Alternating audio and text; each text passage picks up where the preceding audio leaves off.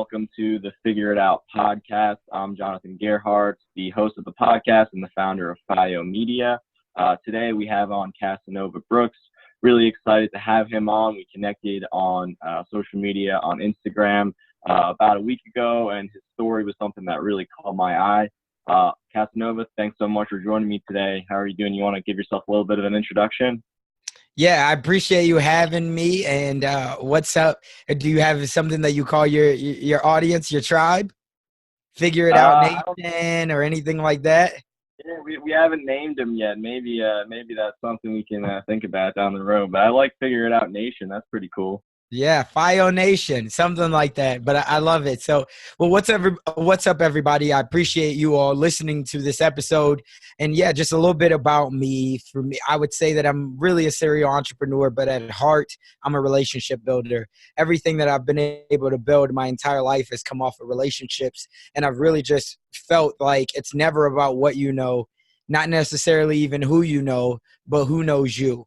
Right. And that's who's willing to put their stamp of approval on your name. The fact that you would allow me to come in front of your audience, your tribe, and be able to share my story, obviously that gives credibility to them from you. And so that's why I'm here. I've had quite a bit of journey thus far. I still like to consider myself a young guy, but I just got a lot of energy. I am a family man as well. I have a wife. I have 2 kids. 8-year-old boy and now 8 years old next month, and he always likes me to round up though, so I've kind of gotten used to that already. And then I have an 18-month-old daughter. And a little bit about my background: I'm in real estate, both as an agent full-time as well as an investor. And Okay. yep, I own several other businesses as well, and it's been a fun journey. Awesome, man. Yeah, thanks again for coming on. I'll tell you a little bit about the podcast and my brand before we get started up. So Figureitout Media is kind of a small marketing company. We're doing digital marketing for small businesses. But what I wanted to be and what kind of my mission is to share with people like different stories from entrepreneurs, provide a little bit of motivation, but also provide, practical insights on how to achieve things you want to achieve. The phrase "figure it out" actually comes from my experience. One of my football coaches kind of would just say to us, when we were struggling with something, whether it was just catching a pass or, figuring out a play, it was just kind of like, figure it out. And, at the time it was very challenging to me because I was like, I want more than that. Like, tell me exactly what I have to do. But, when I started working in this business about 2 years ago now, I realized that a lot of times you don't have the instructions. There's no instruction manual on how to do a lot of things in business and, in my short experience with life. So I found that the best advice you can get sometimes and can just tell yourself is just to figure it out. You gotta have to just get into the weeds and really just think your way through situations, work your way through situations. So I thought, like you were saying, you could be a great ambassador of that phrase and a great ambassador of kind of the brand I have and I'm looking to build. And so that's why I brought you on today. So that being said, I'm just going to turn it over to you. Maybe you can talk a little bit about your story. How did you, become a successful real estate entrepreneur? What brought you to where we're at today?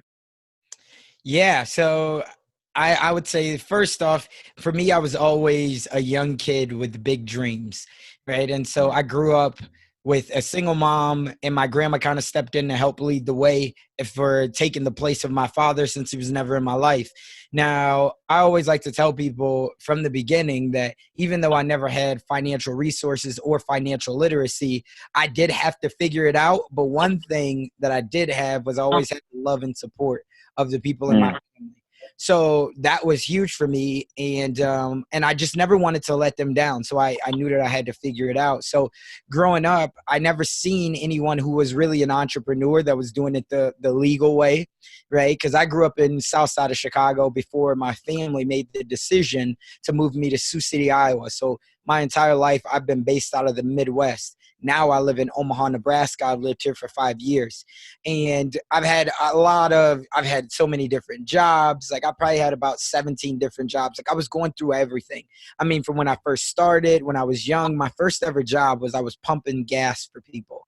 So when you would come out of the gas station, and this was way back when, I mean, I was probably 7 or 8 years old. So I am kind of dating myself a little bit, but this was about 22 years ago, right? So this would probably be in the late 90s, which doesn't seem that old. But again, once you've gone through it, some people are listening to this will probably be like, old, like, what are you, kid, like 30? And yeah.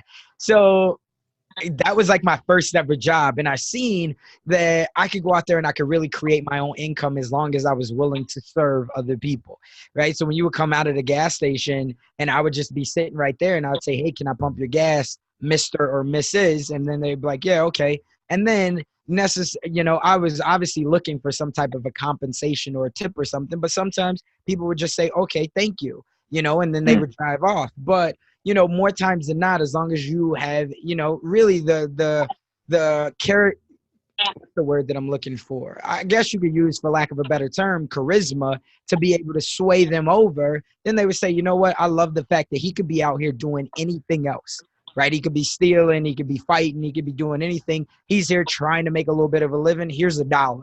Which at that time was huge, because think about how many cars come in and out of a gas station. If you do that 20 times as an 8-year-old boy getting $20, back when there's still a thing as penny candy or quarter candy, that was a lot for me. So that was kind of my first stint at starting, this phase of entrepreneurship.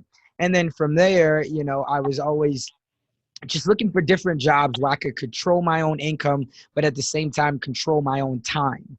And those were big things for me. My first ever stint of adversity, I would say, came when I was 15 years old. I was diagnosed with non-Hodgkin's lymphoma, stage 4 cancer. So that was something that I was 2 weeks away from death.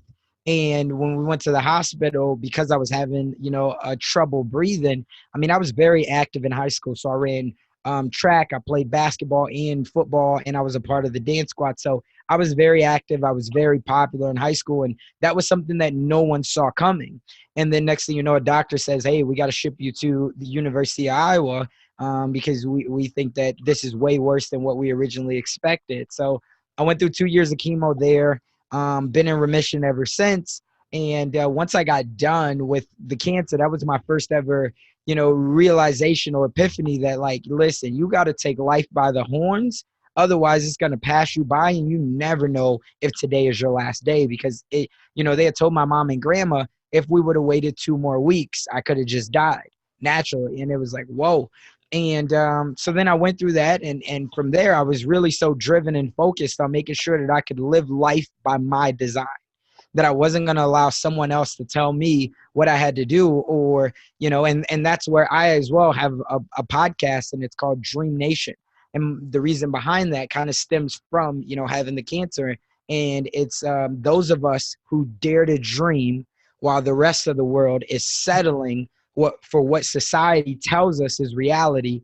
We stand to be trailblazers along the path and then show other people what's possible. So that was where I really wanted to go to. And then since then, I tried so many different jobs. I mean, everything from car sales to network marketing to just anything you could think of. I did customer support for Vizio. I served tables. I sold Kirby vacuums. I've done it all, man. Door-to-door sales, inside sales, outside sales.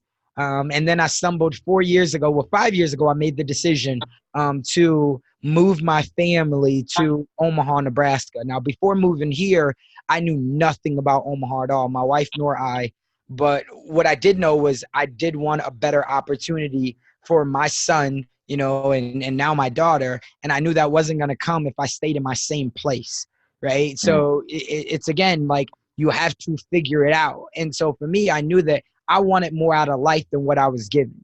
Not that my parents treated me any certain type of way, because they always loved me, but it's just like a football. A football can only go as far as you can throw it, right? It's the same thing as like your children can only go as far as you'll allow them to go, or as far as their mindset will take them.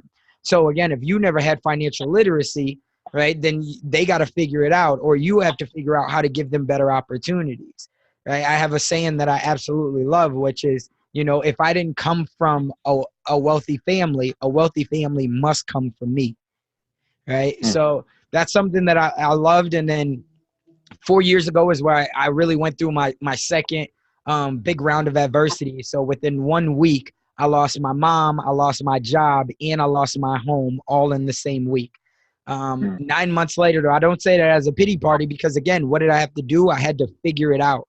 So I don't say that as a pity party because 9 months later, I found myself doing 46 deals, $8 million in volume here in real estate in my very first year, where I had no prior knowledge. I had no church group. I had no clients. Nothing was given to me. But I figured it out. I wound up getting Rookie of the Year here in Omaha. And from there, since then, 4 years later, I've done about $30 million in volume, and I just continue to build relationships. Excellent. Awesome, man. Really cool to hear that story. I mean, like I said, you definitely someone who's been through some adversity. And I think a couple of things that you mentioned really struck me. You know, one of them was one of the first things you said, that you were a kid who had big dreams.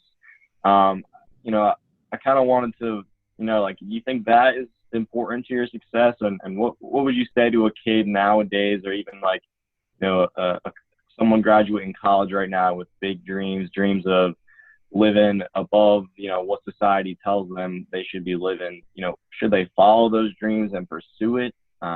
Or, you know, should they just kind of put their head down and work? Like, what's the best advice you would give on that? Yeah, absolutely. I think that, again, everything starts with the dream. And if we look at young kids, when we all start out, we have no fears, right? I mean, I have a daughter. I don't know if you have any younger siblings or young kids or anything like that, but we all start out and we have no fears. We really want to be daredevils. We want to test society.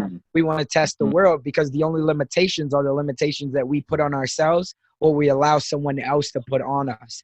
So I think that everything starts with a dream. And those, again, of us who dare to dream, like Jeff Bezos, right? Like Tim Cook, like Steve Jobs, like Mark Zuckerberg, all these people. Imagine if someone came to you and said, listen, I want to do a ride sharing app where random people are going to get in a car together. They're all going to drive to a destination. Like, no, 10 years ago, we would have all said that's crazy. You know what I'm saying? Well, we would have said, listen, we're going to hire someone to operate our business, and they don't even have to be in our country. Right? That we'd be like, what? Like, no, that person needs to be in my office. I need to micromanage this. Like, no, that's not the way of the world. So you have to allow those people who have big dreams to really get out there and try to change the world. And so for me, I tried some of everything. The reason why I tried some of everything is because if I didn't expose myself to different lanes, different avenues, I would have never known what I liked, but more importantly, I would have never known what I didn't like. So that all came with a dream. And I mean, when we see, I think exposure is the number one word of why I dream so big, because we would think, for me, I came from nothing, right? My mom, my grandma, my family, they never owned businesses. They never owned cars. They never even owned homes. Right. So for me, I dreamed and I saw, and when I first moved here to Omaha, especially, I saw gated communities. I saw big houses. Right. I saw 3-car garages, 4-car garages. I saw big land. And I was like, wow, okay, if these people can do it, then I know it's possible. It's just about who are the people that I need to surround myself with to teach me what are the steps that I need to take to make it a reality for my life and for my family. And so, yes, I think that dreaming starts with it all, because if you can't dream, then you'll never know exactly where you go, where you're trying to get to. And so think about that in another sense. If someone says, hey, you just want to gain muscles, you're probably going to be like, yeah, I would love to gain muscles. But there's no end goal with that. But if you dream of being the number one bodybuilder in your state or in the country or whatever, now you have something that you work towards, and now you have a purpose and you have a why and you have a destination that's tying behind it. So that's really what I think. You have to dream, because it's going to give you something to continuously look forward to. And the grind of life itself, forget business, forget relationships, forget any of that. Just going through your day to day, there's so much noise out there, and that's a grind in itself. So the only way to keep going is you got to keep dreaming, because you need something to look forward to. I like that too, like a specific dream. It's not just something broad that you can't, you know, it's hard to materialize. You make it something specific, a specific goal, and that way you always have something that's motivating you, always have something to aim for. Absolutely. Yeah, yeah. All right, cool. That seems important. Another thing, you were talking about, you faced some adversity, having the childhood cancer. I can only imagine what that fight was like. And then, losing your job and your house and, a loved one all at the same time. That had to be a huge amount of stress on you. What did you do? I know you said you kind of just had to figure it out. And, sometimes that's the only advice we get and that's the only thing we can do. But what are some keys to like what got you through that time when you were, at your darkest moment? How did you kind of see the light at the end of the tunnel and get out of those situations?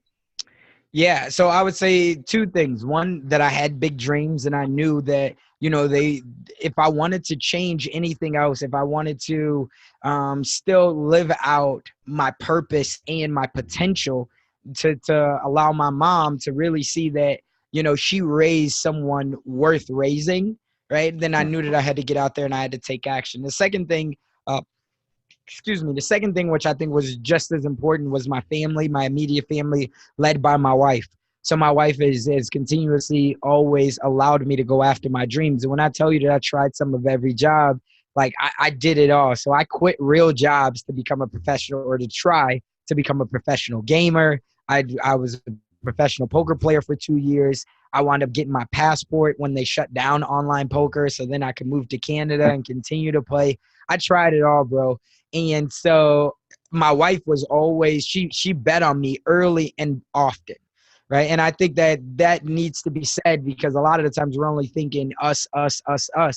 But there's so many people in the background that play as a cheerleader or as a coach or as a manager to allow us to go after our dreams. And so I think with those two things, yes, I had the will and the determination, which nobody can give you. But the other thing is, I think I had a team of people around me that I didn't want to let down. Right. Right. Yeah. I mean, definitely having people supporting you is something that can keep you going in a time like that. And then having people that are relying on you as well for your success, that kind of puts some pressure on you to keep moving forward. Absolutely. Absolutely. Because again, no one, that's why team sports are so huge, right? When we look at that, and prime example, do you watch basketball? Yeah. Yeah. Did you see that game 6 last night? Yeah. Right. And for me, I was rooting for the Warriors, right? And I was rooting for the Warriors because of Kevin Durant, getting hurt, and Clay and all those guys coming out there wanting to fight for their brother. And I wanted to see in that moment the happy ending, that Kevin Durant didn't sacrifice his body for nothing. Right. And Right. then we turn around and we look at what Clay Thompson did. Right. That was hard. That was a warrior, true warrior in himself. The fact that he turned back around, came back out and shot those free throws. And in his mind, granted, he probably never tore an ACL, but you know that something's not right, because they're dealing with bumps and bruises throughout their careers. So you know that something not right. And for him to turn back around, shoot those 2 free throws. And then I read a report this morning that said that he told Steve Kerr, he said, just give me 2 minutes and I'll be back out. Right? Yeah. The mindset that all he knew was he didn't want to let his brother down, Steph Curry. Right. And in that, like that's why you love team sports, is because you all have that one goal, that one battle. So for me, when I can surround myself around people who have that team atmosphere, for me, the reason why I win at so many things is because I know I have a big vision, but at the same time, the people who do believe in my vision and the people who do choose to bet on me, whether it's in business, whether it's in life, I can't afford to let them down. So team sports, team atmosphere, camaraderie, relationships, those are all so big to me and to my mindset. It's cool, man. I think that's something that gets overlooked a lot because a lot of times people are talking about, the mindset and what it was personally that got them through. And I think that stuff's definitely important, but a lot of times we don't talk about like were the critical people in our lives that got us through tough times, or who was it that gave us some good advice here and there. I mean, I got my mentors that I kind of rely on, and that I can call up at any moment, and that always helps me get through. And I can just even if it's just me talking and somebody just to listen, I know that helps me majorly just get through anything that I'm kind of struggling with. So I can definitely relate to that, and I think that's something that needs to be made a little bit louder, is that you really do need to surround yourself with a good support system to keep yourself moving forward in times like that. Absolutely. Yeah. That's essential. It's critical for anyone. You always need that mentorship. And even if it's not a mentor, you need a mastermind of people around you. And I think you need people around you in different areas of your life because they're going to give you different perspectives. Right. So how do you go about building that team? I mean, obviously, you can marry someone, right? Someone that you're really close with, right? You have a good partner, that's somebody that's going to be there for you. If you're blessed to have, a mother and father that are supporting, a support system around you. But if you have to, build yourself up, build a team up from the ground up, how would you go about doing that?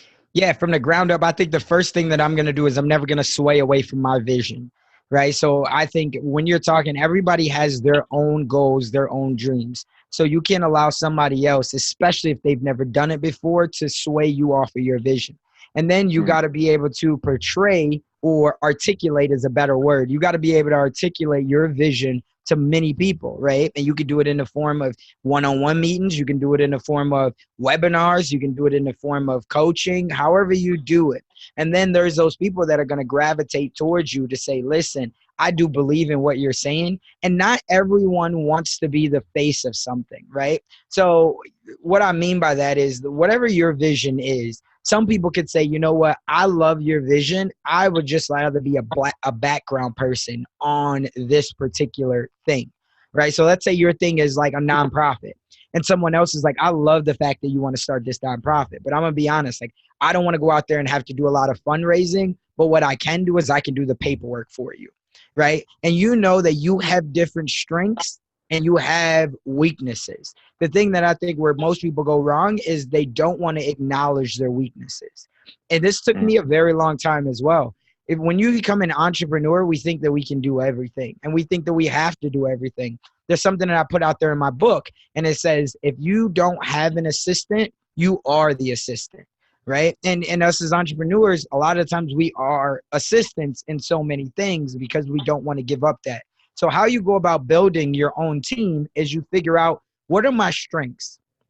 Okay, if my strengths are going and doing the work, I need to be able to surround myself with other people who can, one, give me different perspectives, right? That is not like mine, because I feel like I don't need a lot of yes men in my life, right? I need those people around me that even if, and I'm a very strong-minded person, I'm a type A type person, but I feel like I am logical and disciplined enough with myself to say, listen, even though we might not agree right now, later on, I'm going to go back and even on my drive home or when we get done, I'm going to sit and take a moment to think about, okay, what Jonathan was saying, is that something that I really need to be looking at? And you got to be able to self-assess that.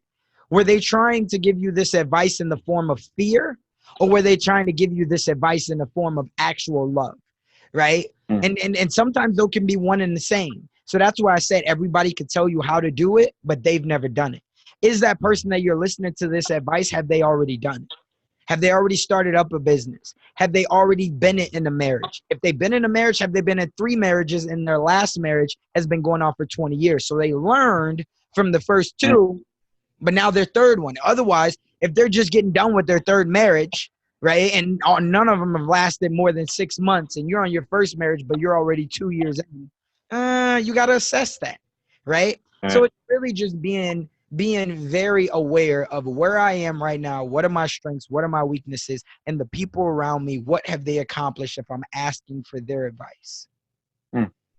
Yeah, that's a good way to look at it, right? I mean, it sometimes feels natural to align ourselves and surround ourselves with people who are all like-minded, who all share the same vision, and I think that's important.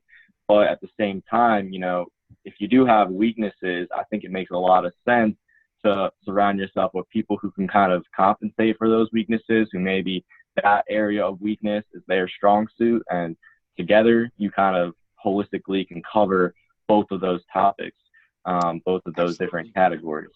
Yeah, cool, man. So like, just as far as like practical advice, right? Like, I want to build a team right now. I've identified that, this is just an example. I've identified that I'm really good at selling, but, I'm not so good at finances or at, coming up with creative new ideas. Like, how do I find that person practically?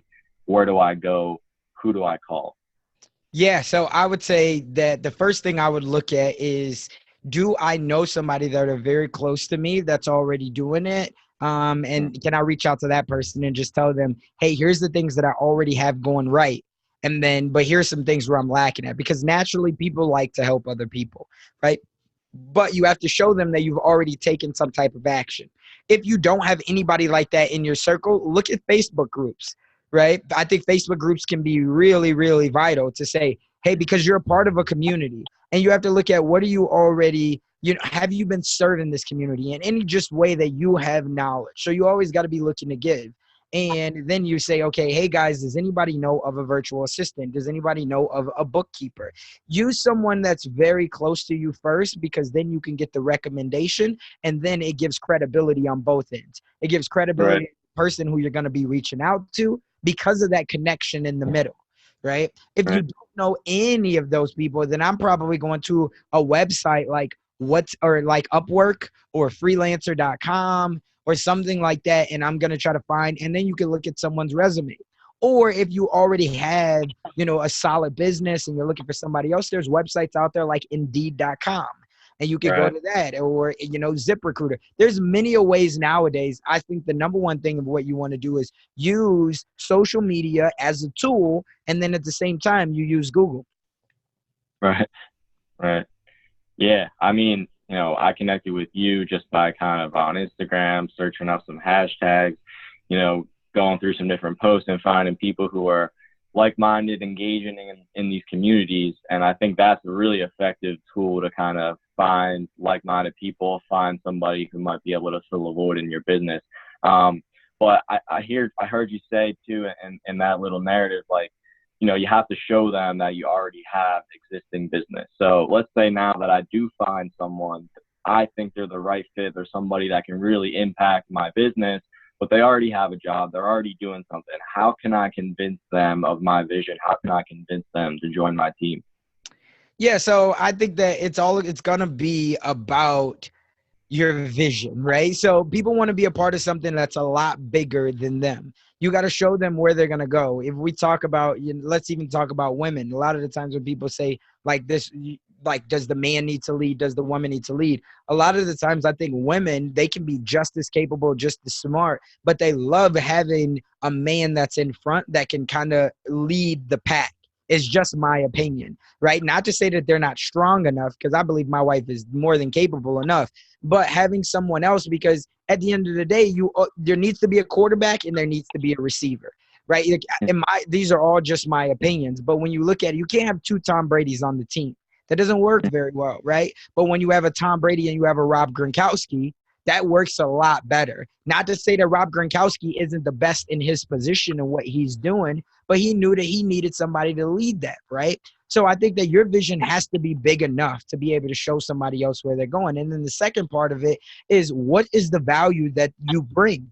So you have to figure out what's the flaws, right? And you can do this. A lot of the times when people say, hey, I want to get into e-commerce, or I want to get into this type of business, but I don't know what product. You don't need to reinvent the wheel, in my opinion. All you need to do is go figure out what's already working, and then where are the flaws with these things. So everything, find something that's already selling. If you have a business and you know that you need a secretary or something like that, so whoever the person is, this is where it comes with really listening first instead of just going to speak. So you got to ask questions.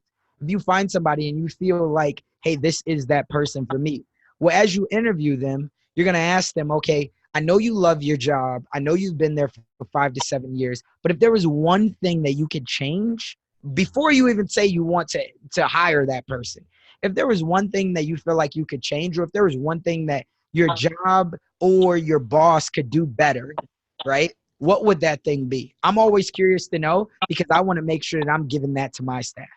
Now they Mhm. get an opportunity to show their vision, show their input, and really be a decision maker. And they're like, well, you know what? One thing that did happen this year is we all had to work on Christmas Eve. It would have been really cool for us to have Christmas Eve off, or just something like that. One thing Right. that I would love is if we had quarterly outings, right? Every quarter, if we just went to a happy hour, just for 1 hour, for us to be able to build a stronger bond within our team. So if you're listening at those things, now when you go to hire that him or her, whatever it is, you say, hey, here's the reason why I would love to have you on my staff. Here's some perks that I'm going to be giving to my staff. Here's the opportunity that you have. And just by the way, regardless if you choose to take me up on this opportunity or not, we are going to be doing quarterly outings because I love the fact that you said that. Now that person's like, wow, he took the time to really listen to me. That's huge. Right. Yeah. Yeah. I mean, I agree with you. I mean, I've struggled with that, right? Because getting off the ground, even it coming into second year now, right?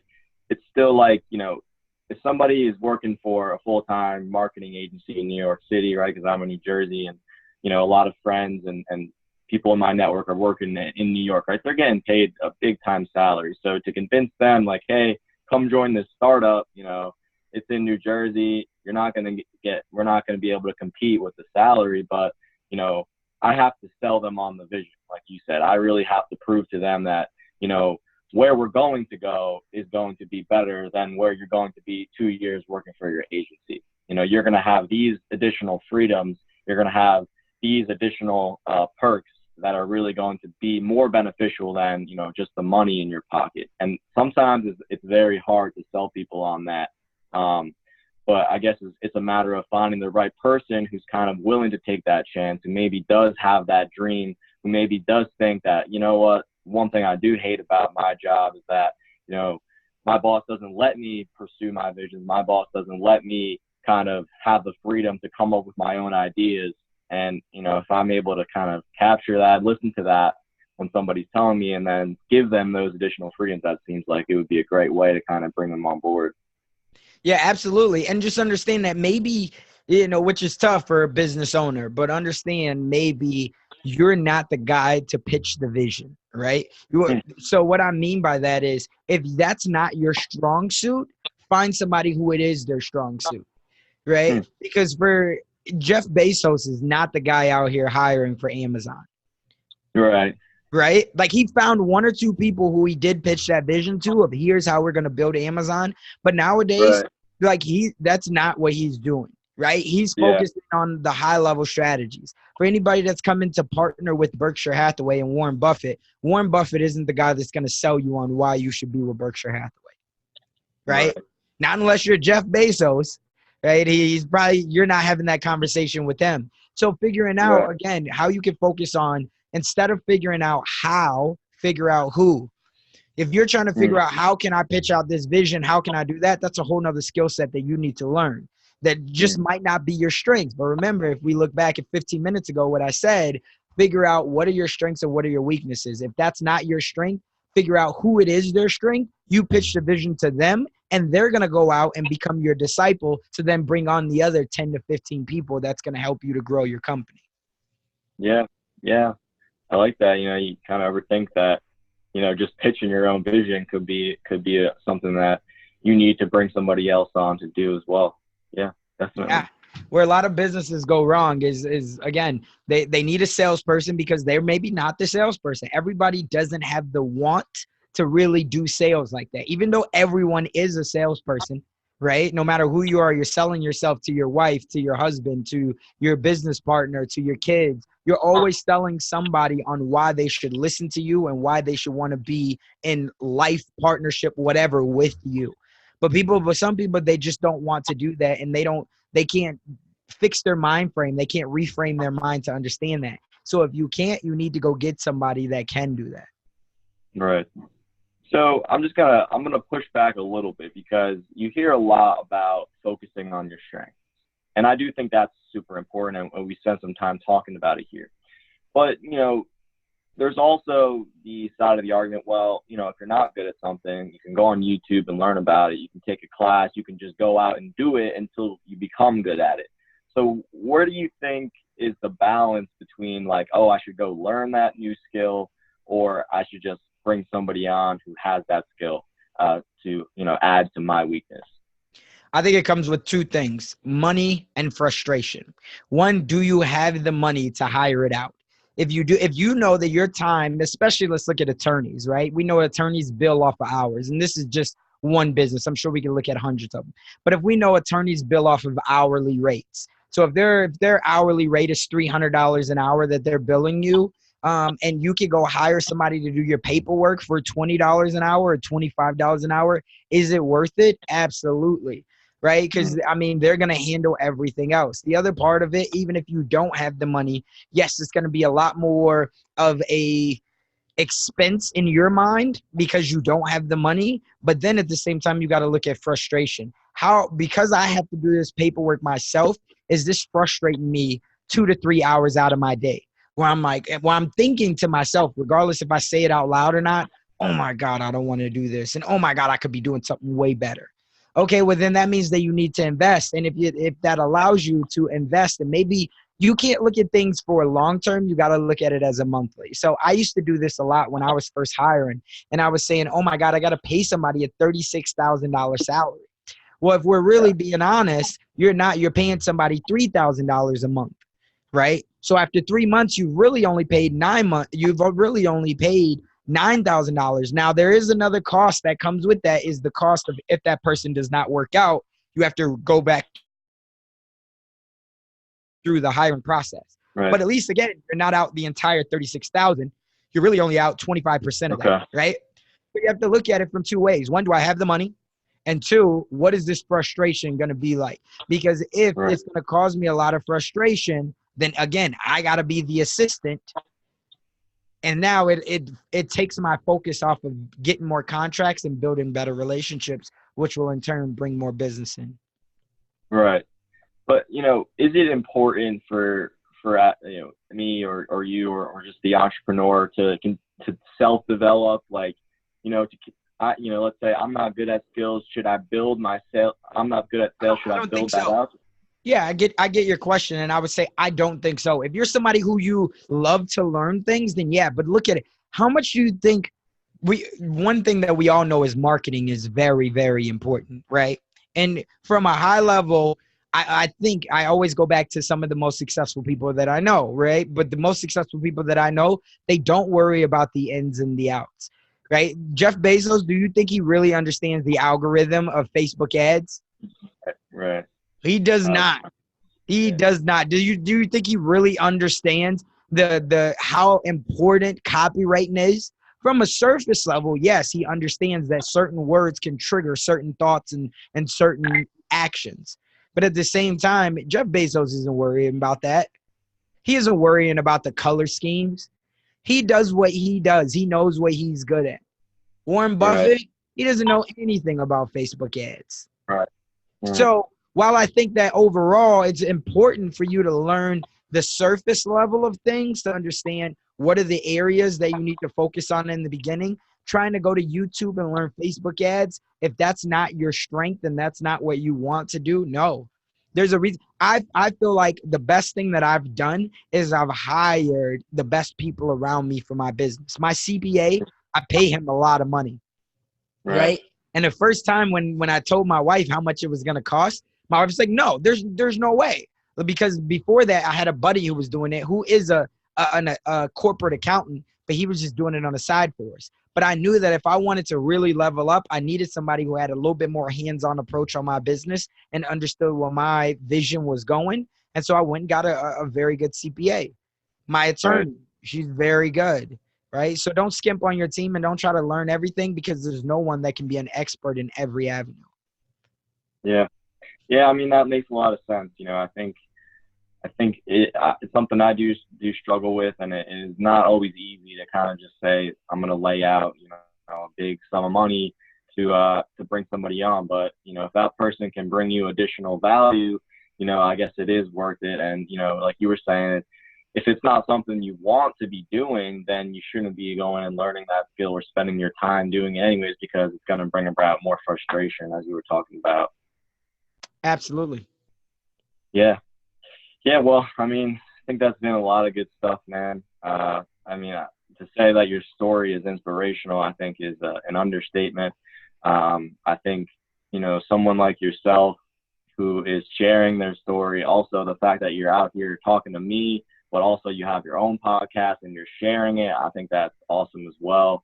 I'll bet, that you feel real great when, you hear that somebody's been impacted by just hearing your story. And I'm sure that's part of your success as well, right? It's just kind of sharing that and helping others achieve things as well. I think, your LinkedIn profile talks about how, you're trying to now help others achieve, reach their potential, reach their dreams, because, so important to your success was the people around you and believing in yourself. So if you can instill that in other people, you can just kind of make a big impact on the world. So I love your dreams, and I think I have similar aspirations where I want to make an impact as well. I want to have my own story, share my own story, but I think also it's important to connect with people like yourself, hear your story, hear how you figured it out, and try and share that with the world as well. So again, thanks a lot for coming on, man. Really, really appreciate it. And, thank you for all you're doing to help people out as well. Yeah, well, I definitely appreciate it. I love, the fact that you did reach out to me on Instagram, because again, a closed mouth never gets fed. So the fact that I could come on here and even if it's just one person, that's what I always look for.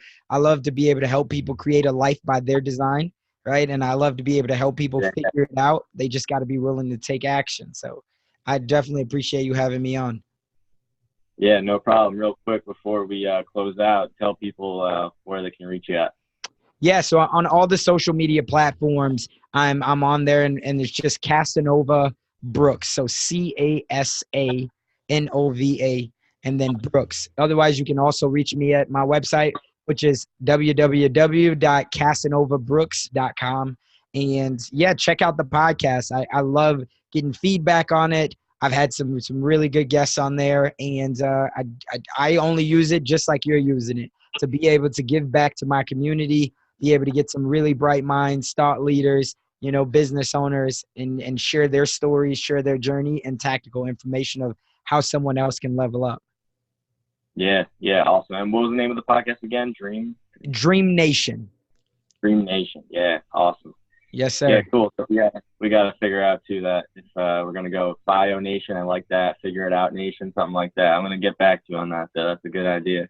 Yeah, absolutely. Well, you take care. I appreciate you having me on, and yeah, I look forward to connecting. If anybody hears this, definitely let me know that you heard me on the Figure It Out podcast, and I would love to be able to share that as well. Yeah. All right. Thanks, man. Take care. All right. You as well. Later. All right, bye-bye.